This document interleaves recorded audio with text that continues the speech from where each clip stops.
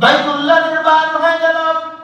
নির্মাণের জন্য দুইজন মানুষ যখন কাজ শুরু করে দেয়, বাপ বেটা কাজ করে, এমন সময় ওই বাইতুল্লাহ নির্মাণের জন্য আল্লাহ সুবহানাহু ওয়া তাআলা ওই সময় একটা পাথর জান্নাত থেকে এনে দেন। যেই পাথরটার নাম হলো মাকাম ইব্রাহিম। যেই পাথরের উপরে দাঁড়িয়ে হযরত ইব্রাহিম খলিলুল্লাহ আলাইহিস সালাতু ওয়াস সালাম বাইতুল্লাহ নির্মাণ করেছিলেন।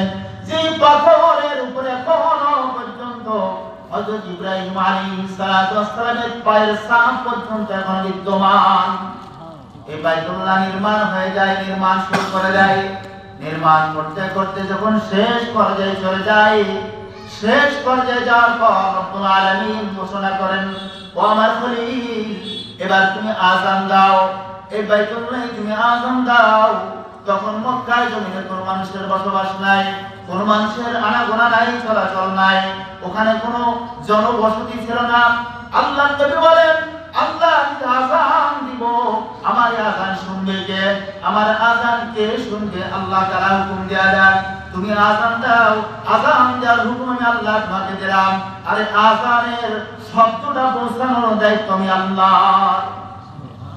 আযান, মুয়াজ্জিন আযান দেন। কোন কোন মুয়াজ্জিন আযান দিলে দিল শীতল হয়ে যায়, আছে না? আযান শুনলে কলিজা ঠান্ডা হয়ে যায়, এত মায়াবী ভাবে আযান দেয়। আর তার আযানে এত আসর। আর কিছু কিছু মানুষ সুর ব্যবহার করে, সুর দিয়ে আযান দেয় বটে, কানে ভালো লাগে, কিন্তু ওই আযানটা দিল পর্যন্ত পৌঁছায় না। বুঝতে পারছেন? আযান মারাত্মক একটা বিষয়।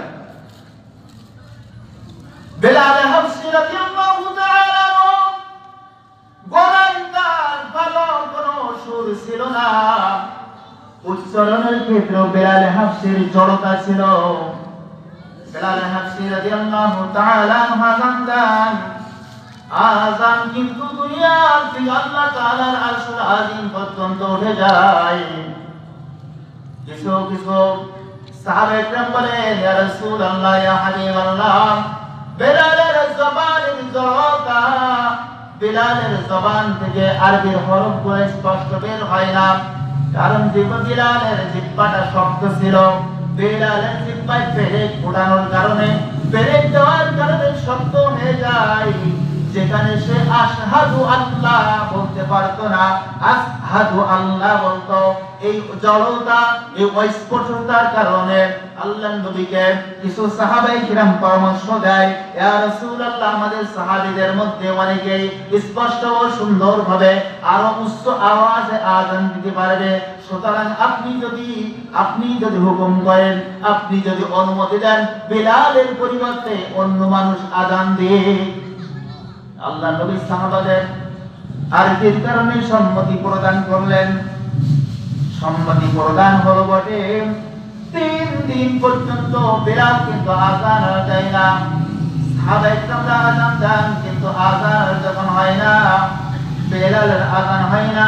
3 দিন পর জনাবে মুহাম্মদ রাসূলুল্লাহ সাল্লাল্লাহু আলাইহি ওয়াসাল্লামের কাছে জিবরাইল এসে বলে, ইয়া রাসূলুল্লাহ, ইয়া হাবিবাল্লাহ, আপনার মসজিদে 3 দিন পর্যন্ত আযান হয় নাই কেন? বুঝেন নাই? 3 দিন আগে আযান হয়েছে মসজিদে নববীতে, আর আযান হয় নাই কেন?